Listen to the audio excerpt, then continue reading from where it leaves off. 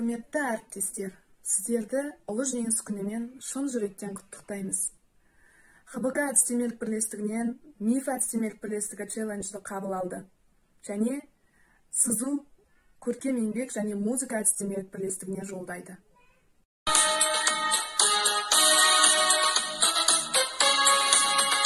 Жойылсын жалғызсыз соғыс деген, оқталсын мәңгілік жойылсын. Бомбаның орынын тегістеген, күректер музейге қойылсын. Кел достарым, ән бастадым, көтеріп жаңғырып. Даласын дала, баласын ала, жоқтамасын мәңгілік. Даласын дала, баласын ала, жоқтамасын мәңгілік.